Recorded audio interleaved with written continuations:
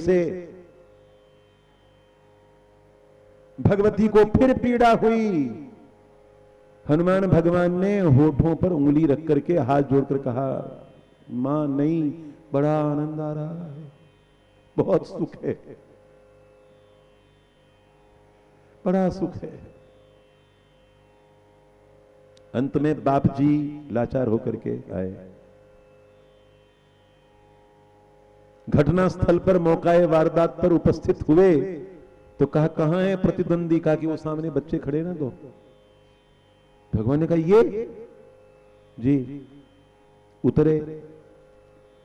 Level को equal करने के लिए घुटनों के बल बैठना पड़ा। फिर बोले, तुम हो?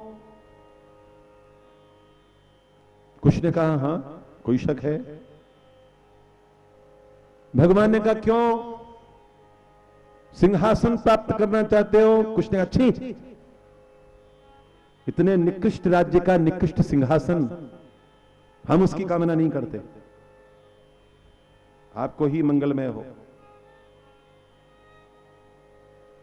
भगवान ने कहा, तो फिर आपको चक्रवर्ती सम्राट नहीं बनने देंगे।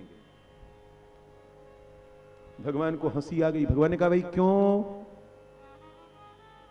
कुछ ने कहा, जो अपनी अग्नि परीक्षोत्तीर्णा सती शिरोमणि पति पत्नी के साथ न्याय नहीं कर सकता, वो प्रजा के साथ क्या न्याय करेगा?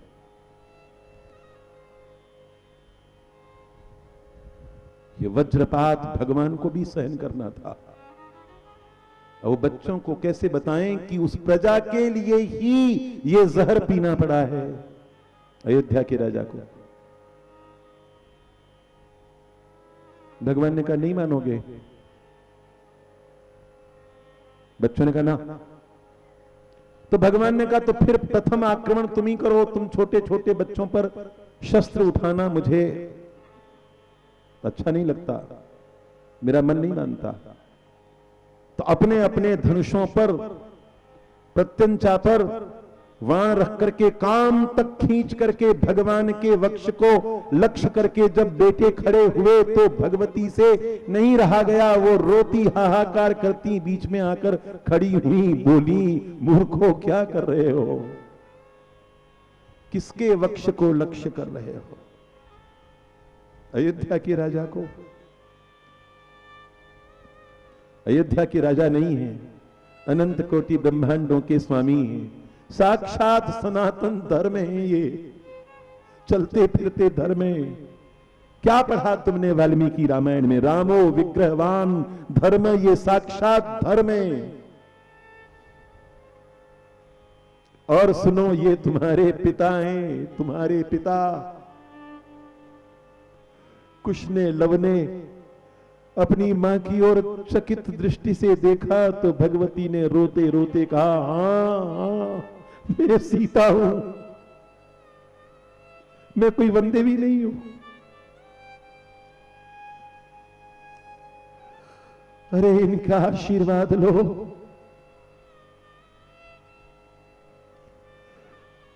बेटे पिता के चरणों में लिपट गए।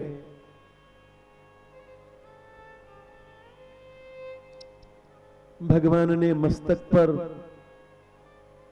अपने कर कमल रखे और एक दृष्टि उठाकर भगवती की ओर देखी और लौट गए। जब तक अयोध्या की प्रजा स्वीकार न करे अपने बेटों को, मैं कैसे ले जा सकता हूं? दुनिया के नक्शे पर ऐसा कोई सम्राट हुआ है क्या?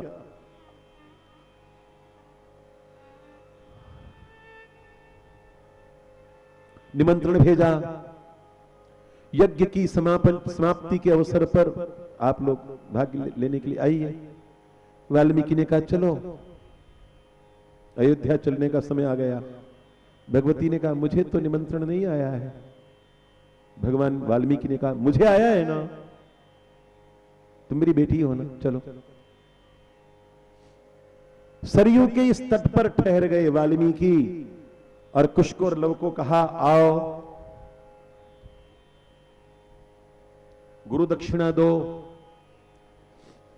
कुश ने, लव ने कहा, क्या दें? जो राम कथा सुनी है वो अयोध्या को सुनाओ, जो कुछ सीखा है वो उनको सुनाओ, अयोध्या को पाप से मुक्त करो। कुछ ने लब ने गुरु के चरणों में मस्तक नवा करके वीणाएं अपने कंधों पर ली। अयोध्या की नगरी में, राजनगरी में, अपनी राजधानी, अपने पिता की राजधानी में कुश और लव,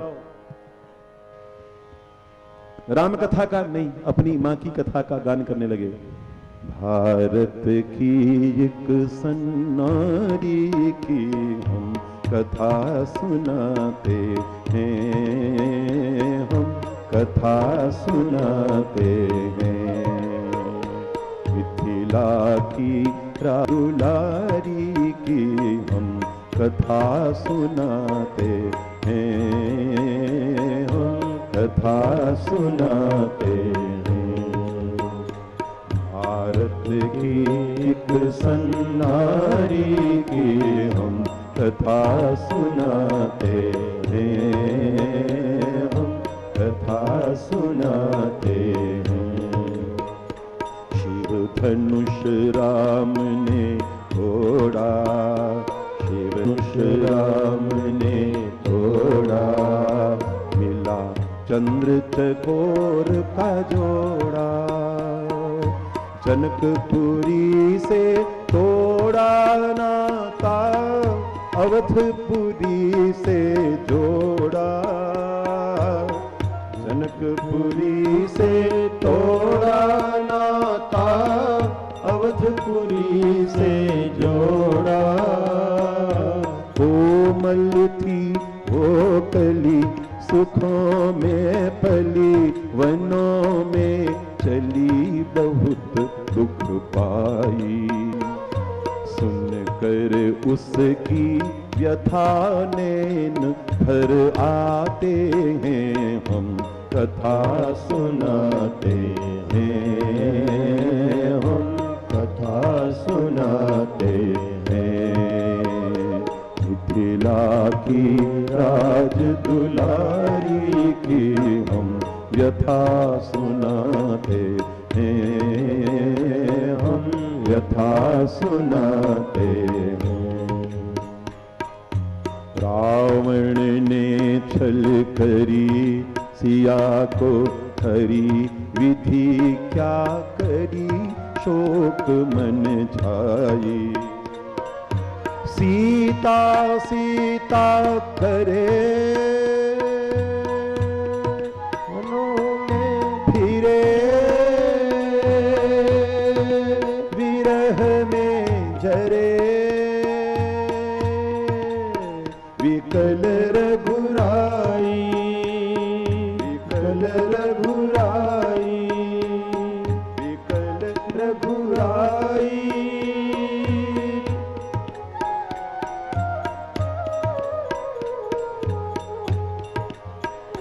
रत की एक सन्नारी की हम कथा सुनाते हैं, हम कथा सुनाते हैं। पवन पुत्र वहाँ आए, पवन पुत्र वहाँ आए, सुधी को धाय, युक्ति बहु कीनी, सिया सुधी पाई। राम कोप कर बढ़े लंक पर, चढ़े फूंक दी लंक, सिया लौटाई, सिया लौटाई, सिया लौटाई।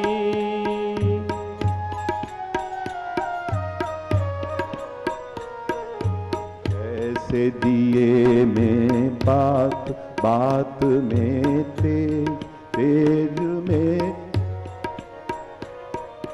जैसे दिए में तेल, तेल में बाती, बाती में तेज प्रकाशे। क्यों राम हृदय बिच सिया, सिया ही राम ही भासे। क्या बिना प्राण के अमर रही कहीं देही, क्या बिना प्राण के अमर रही कहीं देही। क्या यही राम दरबार कहाँ वे देही, कहाँ वे देही, कहाँ वे देही।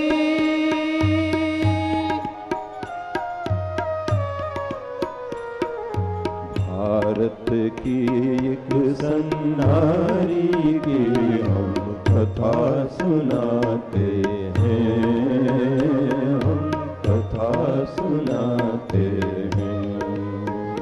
मिथिला की राज दुलारी की हम यथा सुनाते हैं, हम यथा सुनाते हैं। सारी अयोध्या रोने लगी। अयोध्या का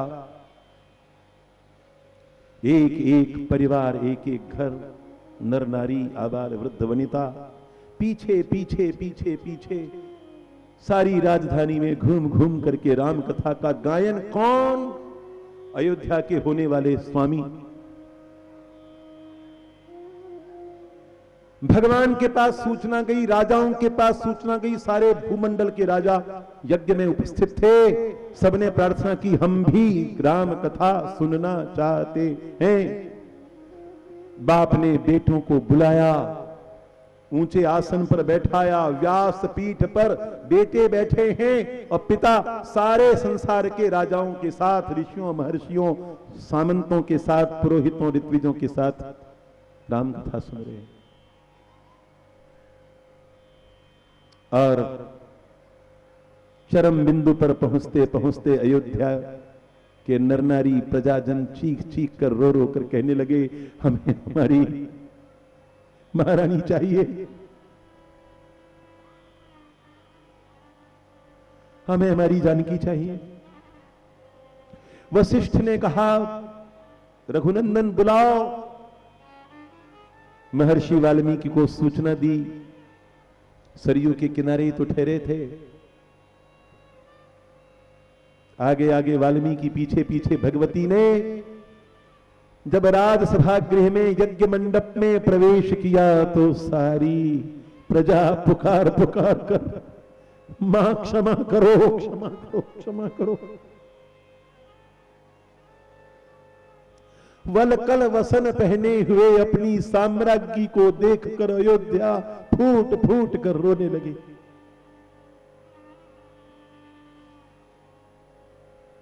सिंहासन पर विराजमान भगवान, भगवती ने पलकें उठाकर भगवान को देखा।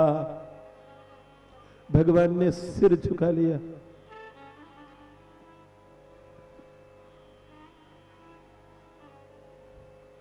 भगवान ने कहा, ये जानकी, इनकी पवित्रता के लिए महर्षि वाल्मीकि शपथ ग्रहण करें। वाल्मीकि ने कहा, हां करूंगा।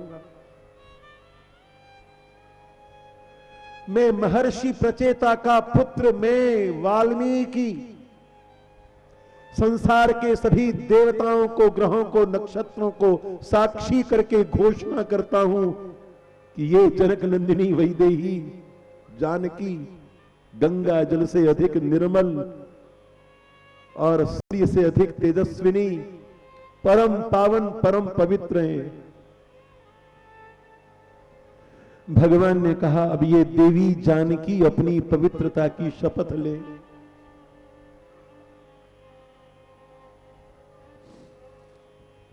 भगवती ने पलकें उठाकर फिर भगवान को देखा। भगवान ने फिर पलकें झुका ली, मन ही मन में प्रणाम किया। भगवती ने कहा, मैं धरती की बेटी जनक नंदिनी, माता सुनैना की बेटी,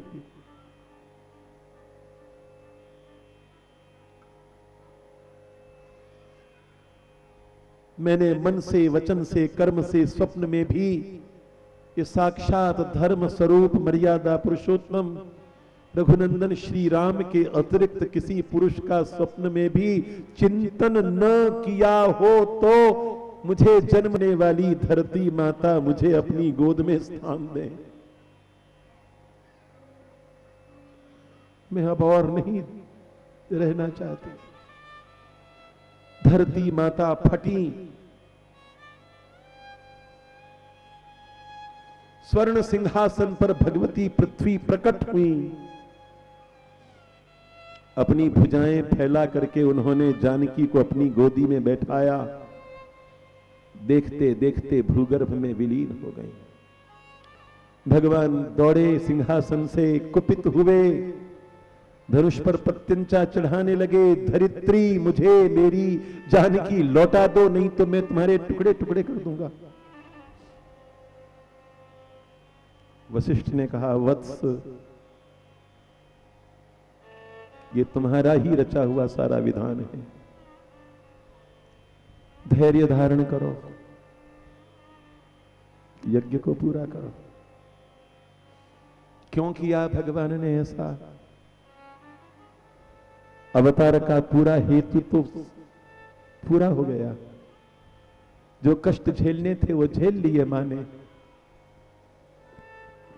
अब इस कथा का यही क्लाइमेक्स है, यही गौरव है भगवती का। जहां से आई थी गई, सुख ऐश्वर्य भोगने के लिए नहीं आई थी, राजभवन में आनंद भोगने के लिए नहीं, पापात्माओं का संहार करवाने के लिए आई थी। हो गया, चली गई। भगवान ने जानकी का हाथ पकड़ करके अयोध्या का त्याग क्यों नहीं किया? किया था, अष्टम एडवर्ड ने किया था। ब्रिटेन के सम्राट अष्टम को एक विवाहिता स्त्री से ईलू ईलू हो गया था।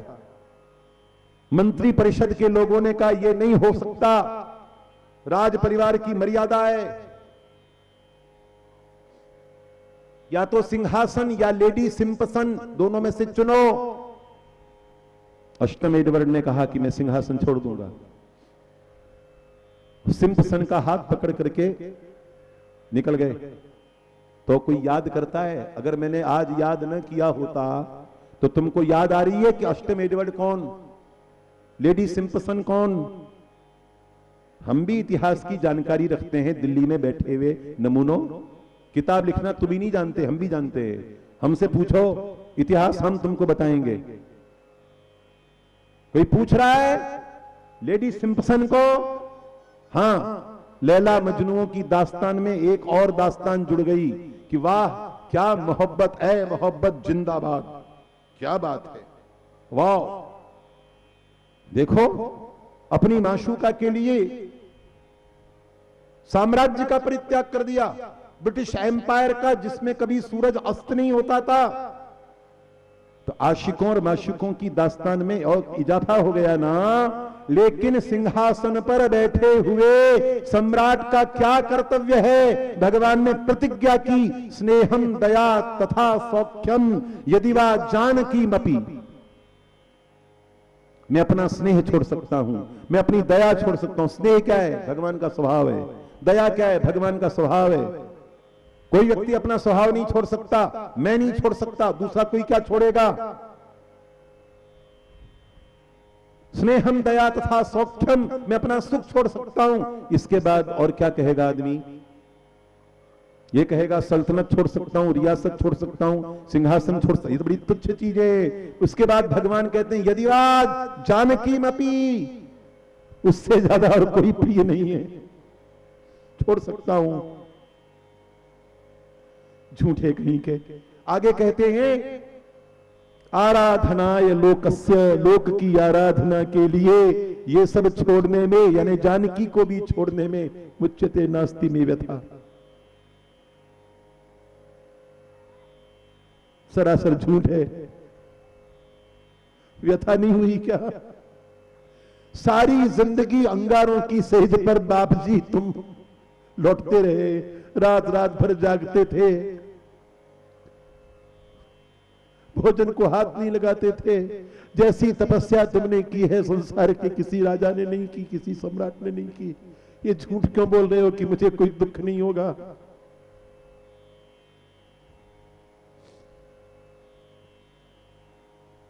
तो जब मौका आया तो भगवान पीछे कैसे देख सकते थे?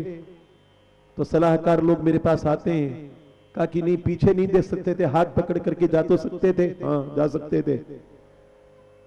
भरत को बुलाते और बुलाकर कहते कि देखो भैया तुम बहुत अच्छे भाई हो, 14 साल तक तुमने मेरी प्रतीक्षा की, तुम्हारा जैसा कोई भाई नहीं है, लेकिन अब मैं अपनी खुशी से तुमको राज्य देता हूं और तुम जो है वो अब संभालो, अब मैं तुम्हारी भाभी के साथ वन में जा रहा हूं। तो भरत महाराज क्या कहते? भरत महाराज कहते कि हाँ अब मैं भी सोच रहा हूं कि राज्य बड़ी कीमती चीज है और जो हो गया सो हो गया, लेकिन आप अपनी मर्जी से छोड़ रहे हैं ना? Confident, really, actually? तो लिख करके दीजिए कि आप अपनी खुशी से छोड़ रहे हैं। ठीक है, तो फिर बाय। मैसेज देते रहिएगा, एसएमएस करते रहिएगा, कोई जरूरत हो तो बताइएगा। ऐसा हो जाता क्या? बोलो हो जाता क्या? तो फिर लक्ष्मण संभाल लेते क्या? शत्रुघ्न संभाले। और जब ये चारों अपनी पत्नियों को साथ लेकर जाने लगते तो वो जो मूर्ख अयोध्यावासी हैं वो कहते क्यों नौटंकी कर रहे हो, अच्छा रखो, जानकी को भी रखो और तुम भी यहीं रहो। हो जाता राज धर्म का पालन।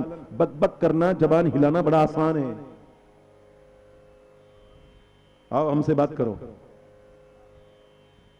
आज सारे संसार में हम करोड़ों बेटे गर्व के साथ सिर ऊंचा करके कह सकते हैं हम भगवान राम के बेटे बेटी हैं।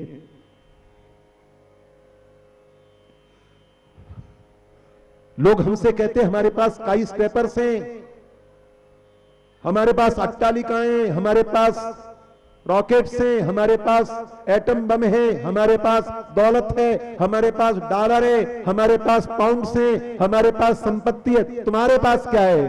ये फिल्म का डायलॉग नहीं है, ये सत्य है। हम कह सकते हैं हमारे पास राम है, कहते हैं कोई दुनिया के पास है किसी के पास? हमारे पास भगवती जानकी है।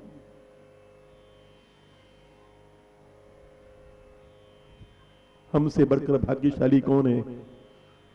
हमसे बढ़कर के अभागा कौन है कि भगवान राम के बेटी बेटी होकर के भी भारत माता की रक्षा नहीं कर सकते, धर्म की रक्षा नहीं कर सकते, संस्कृति की रक्षा नहीं कर सकते, पापियों का सामना नहीं कर सकते, दुराचारियों का सामना नहीं कर सकते। बस अंत में शॉर्ट में आज समापन कर देना है। दुर्वासा जी आए, ये जहां जहां जाते हैं वहां वहां सर्वनाश करते हैं।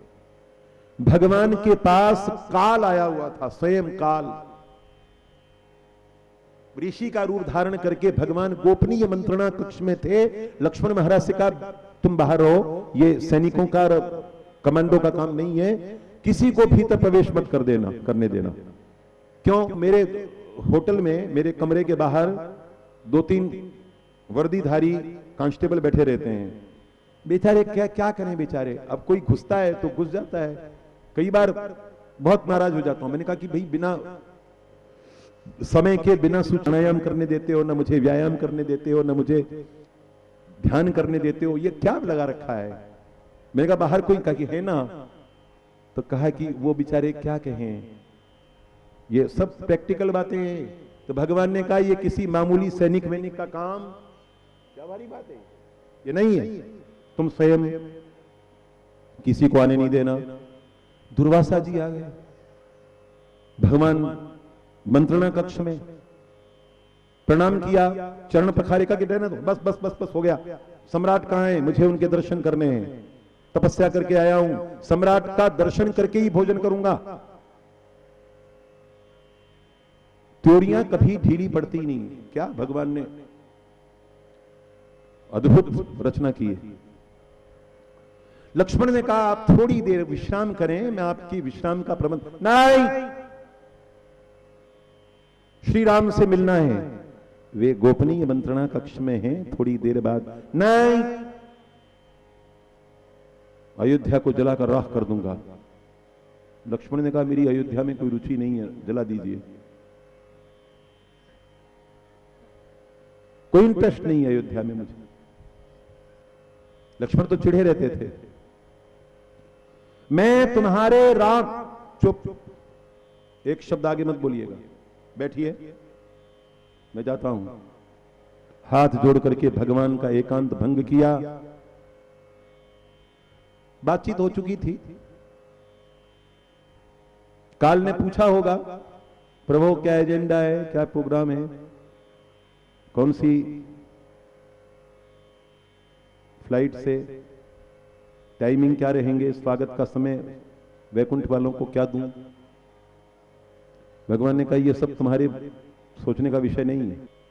उनका यथोचित सत्कार करके विदा किया। लक्ष्मण को बुलाया, तुमने राजा की आज्ञा का उल्लंघन किया है। लक्ष्मण ने कहा मार डालिए, सिर काट दीजिए मेरा। भगवान ने कहा सौमित्र क्या बोल रहे हो, मैं जानता हूं राजाज्ञा का भंग करने का दंड मृदंड है। आप मर्यादा पुरुषोत्तम हैं, अयोध्या के स्वामी हैं, सम्राट हैं हमारे। सौमित्र मैं तुम्हारा त्याग करता हूं। लक्ष्मण ने चरणों में गिरकर कहा मुझे मार डालो ना, मुझे त्याग नहीं, मैं तुम्हारे बिना जीवित नहीं रह सकता, मेरा त्याग मत करो। लक्ष्मण तुम जाओ। उल्टे पैरों हाथ जोड़े लक्ष्मण भगवान को देखते देखते, भगवान की आंखों में आंसू बह रहे, लक्ष्मण की आंखों में आंसू बह रहे। भगवान की आंखों से ओझल होते ही लक्ष्मण ने दौड़ लगा दी सरयू में, जाकर के सरयू की धारा में स्वयं को निमग्न कर दिया। उर्मिला काकी से भी नहीं मिले।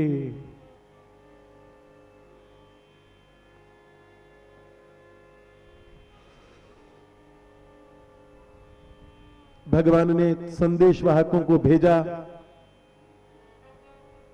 लक्ष्मण महाराज के पुत्रों को, भरत महाराज के पुत्रों को, शत्रुघ्न महाराज के पुत्रों को बुलाया।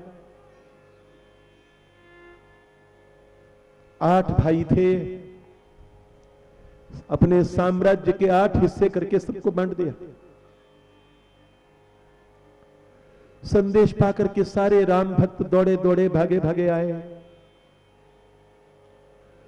भगवान जा रहे, भगवान जा रहे। सारी अयोध्या पीछे पीछे होली, सरयू के तट पर जाकर के भगवान मुड़े, पीछे पीछे हनुमान भगवान चले आ रहे थे। भगवान ने कातर कंठ से कहा वज्रांग देव मुझे एक भीख और दे दो, जीवन भर तुमसे लेता ही लेता रहा हूं, बदले में तुमने कुछ स्वीकार किया ही नहीं, अब एक एहसान और। हनुमान भगवान ने कहा कहिए, आज्ञा दीजिए। भगवान श्री राम ने कहा मेरे साथ मत चलो, धरती पर रहो। तुमने अपनी आंखों से मेरी जानकी की तपस्या को देखा है, तुम रहोगे तो जानकी की कथा रहेगी, जानकी की कथा रहेगी तो उसके साथ साथ मैं भी रहूंगा।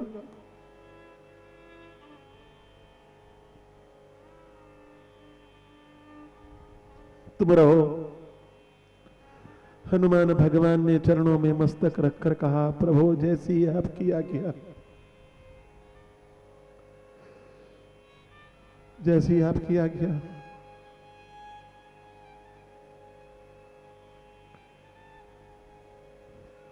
सुखदेव कहते हैं, सुखदेव कहते हैं भगवान गए, सब कुछ ले गए, क्या छोड़ गए? अपने उन चरण कमलों की स्मृति अपने भक्तों के हृदय में छोड़ गए, जो चरण कमल दंडकारण्य के कंटकों से बिंधे हुए। विद्धम दंडक कंटकई, दंडकारण्य के कंटकों से बिंधे हुए अपने चरण कमलों की स्मृति अपने भक्तों के हृदय में छोड़ करके भगवान ने अपनी लीला समेट ली। क्या करना चाहिए भगवान के साथ, क्या सलूक करें बताओ? 8 भाइयों ने बड़े बड़े नगर बसाए। शत्रुघ्न महाराज के पुत्रों ने मथुरा बसाई। और ये जो लाहौर है ये लव का बसाया हुआ है। कुशीनगर कुश का बसाया हुआ है। सर्वत्र सूर्य वंश की शाखाएं फैल गई। हिंदू कुल सूर्य महाराणा प्रताप सिंह जी महाराज सूर्य वंश में अवतीर्ण हुए। कलंकी मानसिंह भी दुर्भाग्य से उसी में अवतीर्ण पैदा हुआ, अवतीर्ण नहीं हुआ, पैदा हुआ। गुरु गोविंद सिंह महाराज कहते हैं कि सूर्यवंश में हमारा जन्म हुआ है। नेपाल का राजवंश सूर्यवंशी राजवंश है। छत्रपति शिवाजी महाराज सूर्यवंश में उत्पन्न हुए। हम सारे के सारे भगवान श्री राम के वंश में भगवान राम की संतानें। भगवान राम के नाम को धारण करें। भगवान राम का नाम ही पापों का नाश करने वाला है। कलयुग की कपाल क्रिया करता है भगवान का नाम। कलयुग की कपाल क्रिया करता है। कलयुग की कपाल क्रिया करने के लिए भगवान श्री राम के नाम को स्मरण करना चाहिए, प्रसन्न रहना चाहिए। आएगा आने वाला, जाने वाला जाएगा। आएगा आने वाला, जाने वाला जाएगा। राम नाम का मोती कोई पाने वाला पाएगा।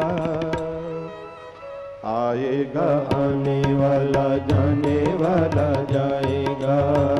आएगा आने वाला, जाने वाला जाएगा। राम नाम का मोती कोई पाने वाला पाएगा। आएगा आने वाला, जाने वाला जाएगा।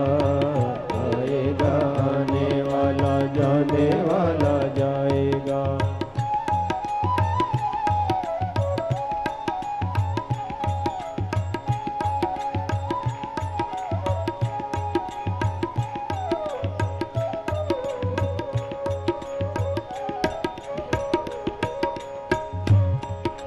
सागर है प्रेम का गहरा,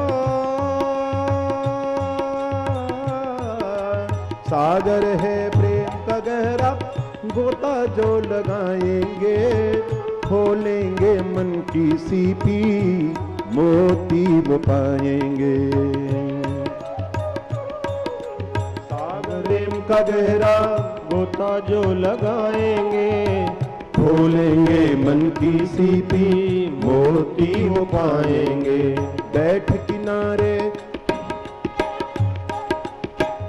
किनारे अवसर को जो खो पछताएगा। आएगा आने वाला, जाने वाला जाएगा। आएगा आने वाला, जाने वाला जाएगा। राम नाम का मोती कोई पाने वाला पाएगा। आएगा आने वाला, जाने वाला जाएगा। आएगा आने वाला, जाने वाला जाएगा।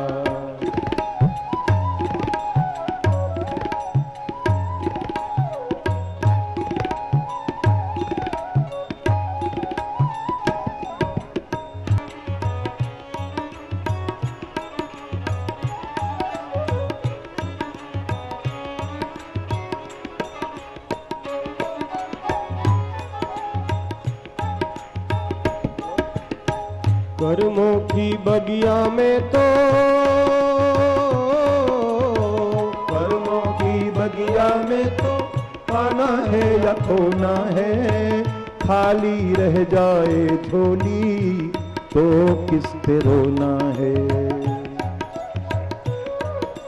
कर्मों की बगिया में तो पाना है या खोना है। खाली रह जाए झोली तो किस पे रोना है। जो जैसा बोएगा वो वैसा ही फल खाएगा।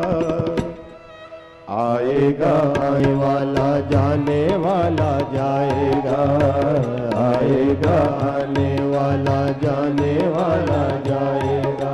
राम नाम का मोती कोई पाने वाला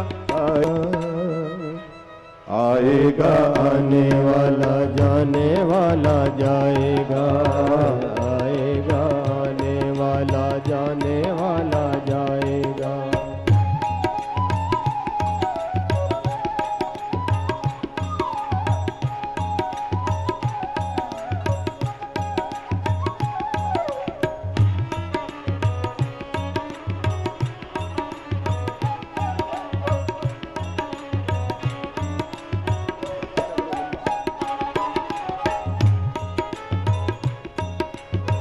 काया की माया नगरी,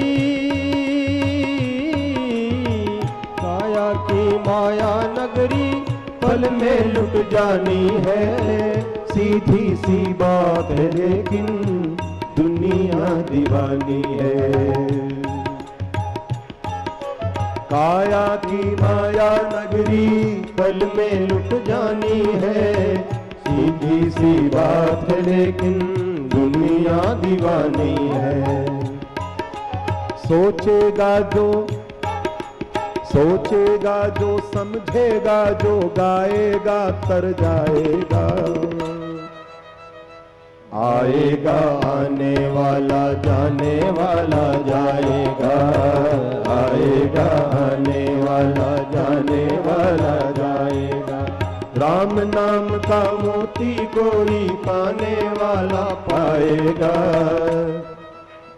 आएगा आने वाला जाने वाला जाएगा, आएगा आने वाला जाने वाला जाएगा, आएगा आने वाला जाने वाला जाएगा, आएगा आने वाला। श्री कृष्णाय वयं नुमः।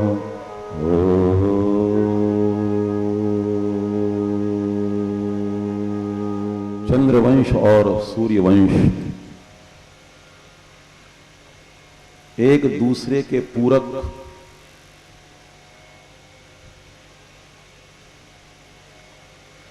परम यशस्वी, परम तेजस्वी, परम प्रतापी चक्रवर्ती सम्राटों, राजर्षियों के राजवंश प्रातःकाल जिनका स्मरण किया जा सके, ऐसे प्रातः स्मरणीय पुण्य श्लोक राजर्षि दोनों वंशों में अवतीर्ण हुए।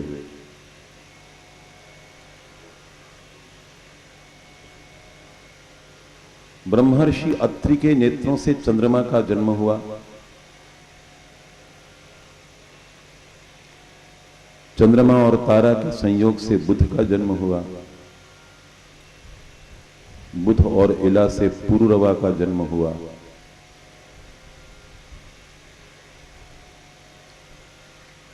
पुरुरवा और उर्वशी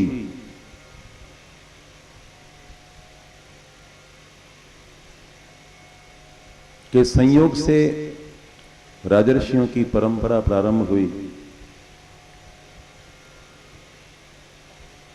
ययाति जैसे राजर्षि उत्पन्न हुए, जिनको उनके पुण्यों के कारण इंद्र का पद प्राप्त हुआ।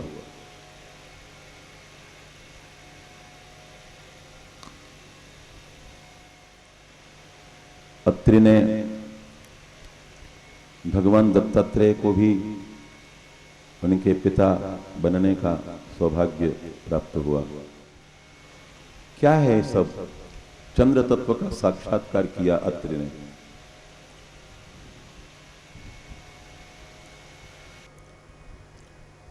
ययाति महान तेजस्वी राजर्षि, उनका विवाह शुक्राचार्य की पुत्री देवयानी के साथ संपन्न हुआ। सृष्टि का एकमात्र विवाह है जो प्रतिलोम विवाह है, जिसमें महर्षियों ने, ब्रह्मर्षियों ने राजकन्याओं के साथ बहुत विवाह किए, किंतु किसी राजा ने किसी ऋषि की कन्या के साथ विवाह किया हो, यह पहला अवसर।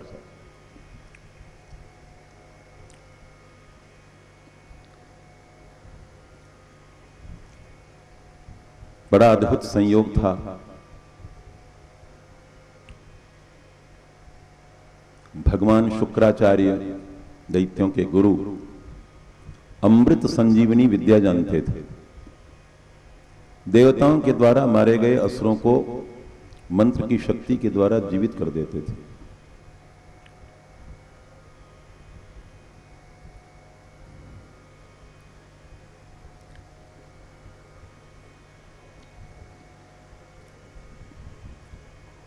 और देवताओं को बड़ी परेशानी होती थी कि राक्षसों का नाश नहीं होता।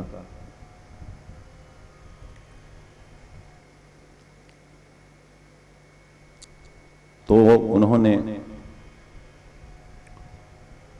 भगवान बृहस्पति को कहा, ये विद्या प्राप्त करनी चाहिए हमें भी।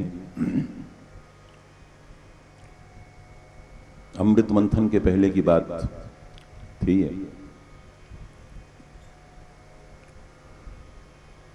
बृहस्पति के पुत्र कच ने शुक्राचार्य के आश्रम में जाकर के प्रणाम किया, निवेदन किया कि मैं महाराज देवगुरु बृहस्पति का पुत्र कच आपको प्रणाम करता हूं।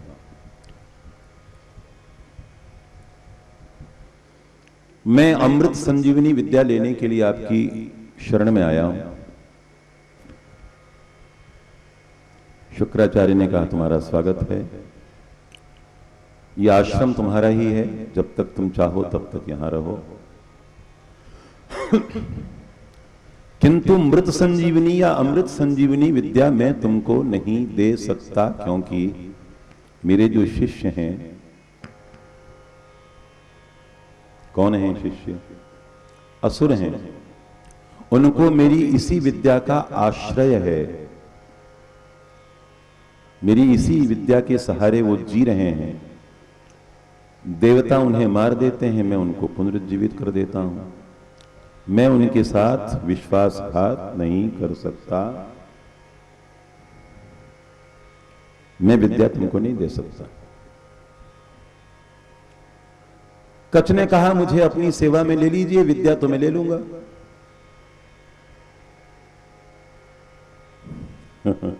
शुक्राचार्य हंसे, उन्होंने कहा कि कैसे ले लोगे, मैं दूंगा ही नहीं। कच ने कहा, मुझ में यदि योग्यता होगी तो ले लूंगा, मुझे केवल अपनी शरण में रहने की अनुमति दीजिए। विनय विद्या से प्राप्त होता है, विनय। और विनय से ही, विनय एक इस प्रकार का कल्पवृक्ष है कि उसमें से फिर अमृत के फल निकलते ही रहते हैं। विनय प्राप्त होती है। और पात्रता जब तक नहीं मिलती तब तक संसार की कोई सिद्धि मिलती नहीं। और समर्पण, गुरु के प्रति समर्पण और सेवा का भाव। शुक्राचार्य ने कहा, रहो, तुम्हारा आश्रम है, तो कहा कि मुझे सेवा का कार्य बताइए, मुझे कुछ सेवा करनी चाहिए। गुरु के आश्रम में जाकर के वहां पर वीआईपी ट्रीटमेंट की उम्मीद नहीं करनी चाहिए, वहां सेवा करनी चाहिए। हमारे जो सिख हैं वो गुरुद्वारे में जाते हैं तो सेवा करते हैं। कोई झाड़ू लगाता है, कोई पोछा लगाता है, कोई जूतियां उठाकर रखता है, कोई कड़ाह प्रसाद बनाने की लंगर में वो सेवा करता है। सेवा करना, आश्रम में जाकर, मंदिर में जाकर, मंदिर में भी जाकर के भी वीआईपी ट्रीटमेंट की उम्मीद नहीं करनी चाहिए, वहां भी सेवा करनी चाहिए। तो कच ने पूछा, क्या सेवा करूं? तो शुक्राचार्य ने कहा कि ठीक है, गोमाताओं की सेवा कर दिया करो। आश्रम की गोमाताओं को, दैत्यों के गुरु थे, लेकिन गोमाता के भक्त तो थे ना। ऋषि हो ही नहीं सकता कोई जब तक गोमाता की कृपा ना हो। तो सवेरे सवेरे कच्छ कलेवा करके निकलते को लेकर के और गोधन के साथ गोचर भूमि में जहां गोमाताएं जाती वहां पीछे पीछे जाते। असुरों को पता लगा कि बृहस्पति महाराज का पुत्र कच्छ मृत संजीवनी विद्ये हमारे गुरुदेव के पास आया है, तो असुरों ने मंत्रणा की, इन ब्राह्मणों का कोई भरोसा नहीं है, न जाने कब कृपा हो जाए, अविद्या दे दें, बहुत गड़बड़ हो जाएगी। क्या करना चाहिए? असुर जो करते हैं वो उन्होंने किया। एक दिन गोचारण के लिए कच्छ गए तो उनको मारकर काटकर टुकड़े टुकड़े करके उनके भेड़ियों को खिला दिया। भेड़िए शाम को गोमाताएं आई,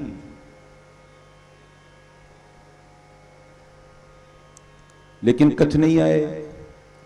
देवयानी जो शुक्राचार्य की पुत्री थी वो कच्छ से बहुत अनुराग रखती थी, प्रेम। उन्होंने कहा पिताजी कच्छ नहीं आए। अमृत संजीवनी विद्या का प्रयोग करके शुक्राचार्य ने आवाहन करके कहा, कच्छ बेटा तुम कहां हो? तो दूर दूर जहां जहां भेड़िए थे उनके पेट से आवाज आई, मैं भेड़ियों के पेटों में पड़ा हुआ हूं। शुक्राचार्य ने कहा चीर करके आ जाओ। विद्या का प्रयोग किया और कहा पेट चीर कर आ जाओ। तो भेड़ियों के पेट फाड़ करके कच्छ के टुकड़े। अभी विज्ञान यहां पहुंचा नहीं है। यह है एग्जिस्टेंस का डिसेंट्रलाइजेशन, अस्तित्व का विकेंद्रीकरण, और उसके बाद वापस पुनरेकीकरण।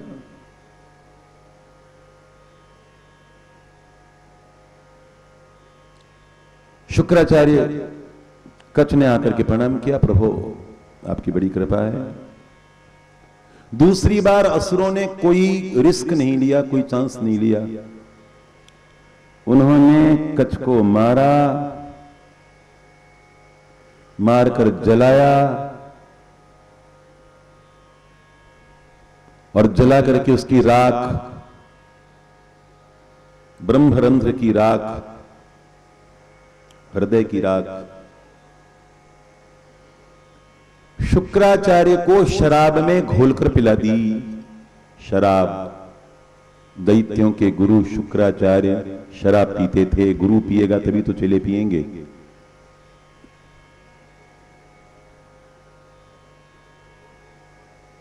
अब क्या किया जाए? कच्छ नहीं आए। देवयानी ने कहा कच्छ तो नहीं आए। विद्या का प्रयोग करके उन्होंने पूछा कच्छ कहां हो? पेट में से आवाज आई आपके पेट में हूं।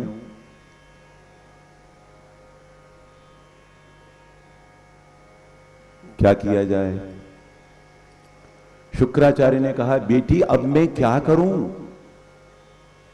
मेरे पेट में वो मेरा पेट चीर कर आएगा तो मैं मर जाऊंगा,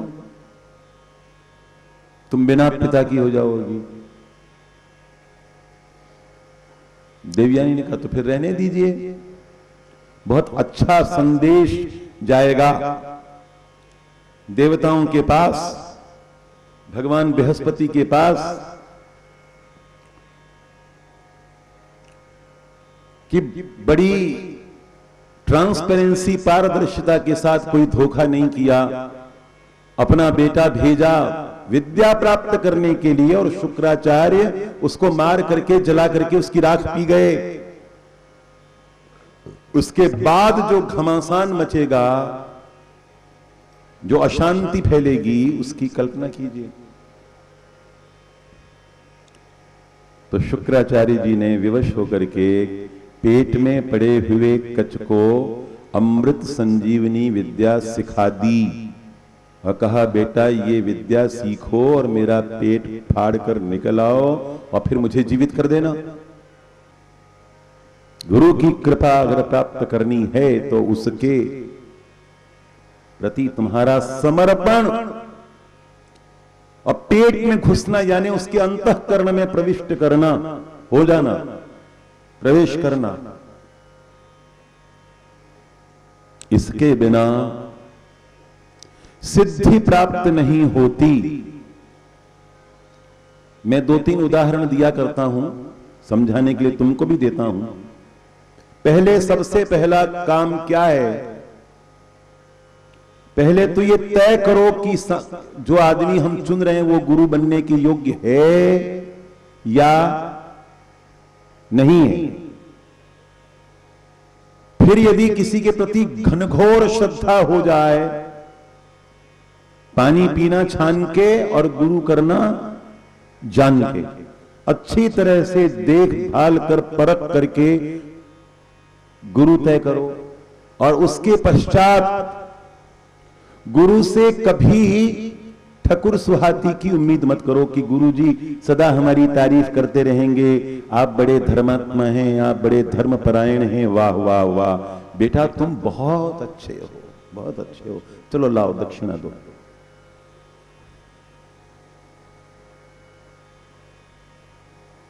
गुरु कैसा भी व्यवहार करे वो तुमको ठोक बजाकर देखेगा,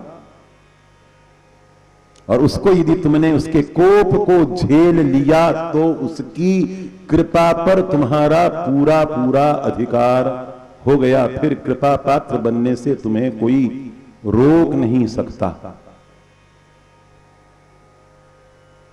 कोप को सहन करो, अच्छी तरह ठोक बजाकर देखेंगे और तुमको पकाएंगे, तुम्हारी गलतियां निकालेंगे, तुम्हारे दोषों को दूर करेंगे, तुमको रिफाइंड करेंगे, तुमको फिल्टर करेंगे।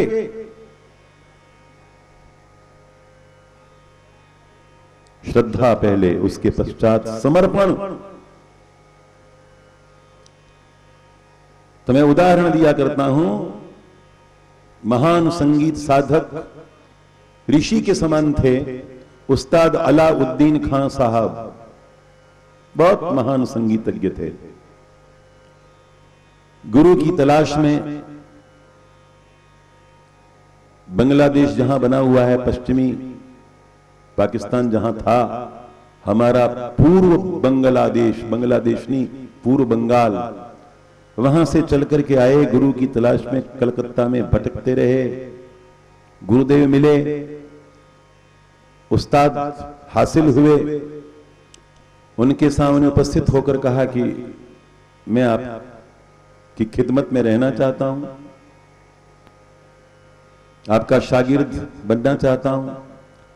उन्होंने कहा शागिर्द वागिर्द बनाने की मुझे फुर्सत नहीं है, तू आया है तो पड़ा रहे, रोटियां खा लिया कर, खिदमत कर दिया कर, जूठे बर्तन मांज लिया कर, झाड़ू बुहारी कर लिया कर, खिदमत कर। जुट गए, सेवा में जुट गए।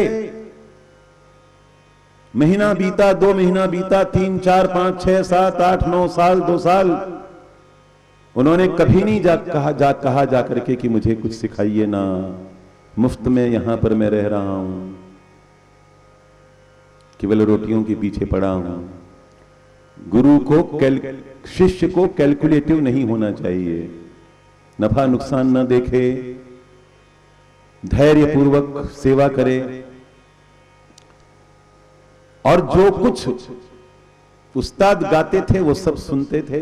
संगीत सुनने से आता है, ग्रहण करो उसको अंतःकरण में। अभिनय देखने से आता है और ज्ञान ग्रहण करने से प्राप्त होता है। श्रवण, दर्शन और ग्रहणशीलता। सबसे बड़ी बात जिज्ञासा और उत्कंठा, ज्ञान को प्राप्त करने और आत्मसात करने की आतुरता। एक दिन उस्ताद के बहुत करीबी शागिर्द उस्ताद के कदमों में बैठकर के रियाज कर रहे थे और उन्होंने किसी राग में गलत स्वर आरोह में लगा दिया। एक आरोह होता है, एक अवरोह होता है। आरोह ऊपर चढ़ना और अवरोह नीचे उतरना। रागों के वादी होते हैं, संवादी होते हैं, उनके ठाठ होते हैं, उनकी प्रकृति होती है, उनका स्वभाव होता है, उनके गुण होते हैं। ये टन टन टन टन करना और ये सब पाश्चात्य संगीत के समान बड़ा आसान काम नहीं है। पूरा शास्त्र है, साधना है, योग है।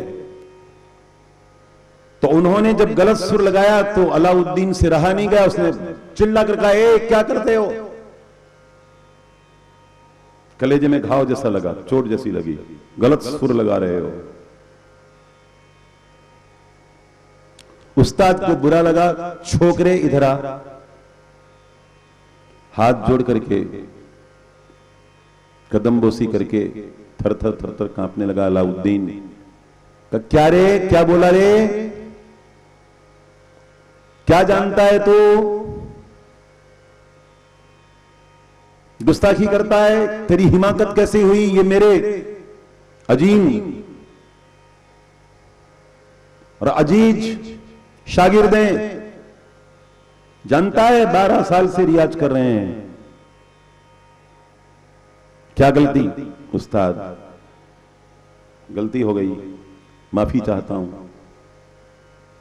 जाने लगा अलाउद्दीन। उस्ताद ने कहा, यहां बता क्या नुक्स निकाल रहा था तू? उसने कहा, मेरे से गलती हो गई। बता। कहा कि जैसा मैंने आपसे सुना है, इस राग में आरोह में ये स्वर नहीं लगता। तो कहा कि सुना, क्या गलती है? बताया, इन्होंने ये स्वर ऐसे लगाया, ये ऐसे नहीं लगाया जाना चाहिए, ये अवरोह में लगेगा, राग का स्वरूप बदल जाएगा। उस्ताद की आंखें खुली की खुली रह गई। उन्होंने कहा, कैसे सीखा रे, कैसे जाना रे? उस्ताद, सुनता रहता हूं, आपको सुनता हूं, आपके कदमों की खाक हूं, मुझे माफ कर दीजिए। ठीक है, कल से बैठकर रियाज किया कर। और यहां से प्रत्यक्ष दीक्षा शुरू हुई। और वो आफताबे मौसिकी उस्ताद अलाउद्दीन खां साहब, सवेरे सवेरे नाम लेने से भी पापों का नाश होता है। शारदा माता के परम भक्त जब तक उनके पैरों में ताकत रही तब तक 400-500 सीढ़ियां चढ़ करके ऊपर जाते और बैठ करके 3 घंटे 4 घंटे शारदा मैया को सरोद सुनाते। और उनसे मिलने के लिए कोई सीधा चला जाता तो पूछते कि शारदा मैया के यहां गए? कहा कि सीधा आपके पास चला जा रहा हूं। तो नाराज होते, सीधे मेरे पास चले आ रहे हो, क्या मतलब है? जाओ शारदा मैया के पास जाओ।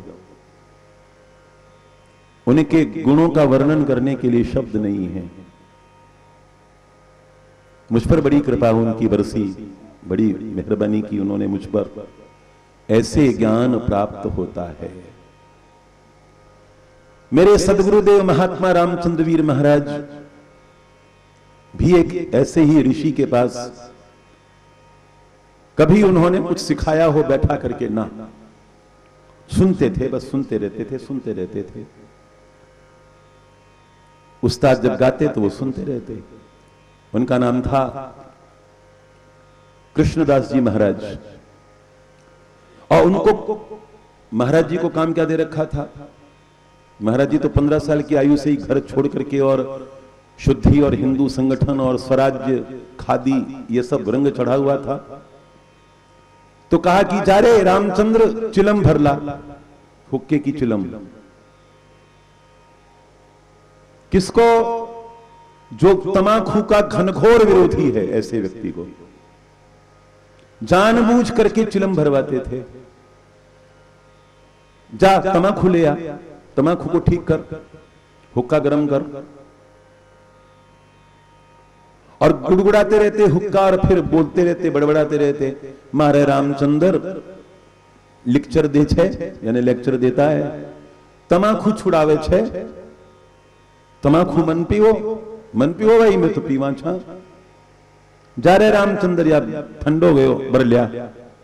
जानबूझकर इतने दर्जनों शिष्यों के होते हुए भी महाराज जी के द्वारा ही तमाकू भरवाना।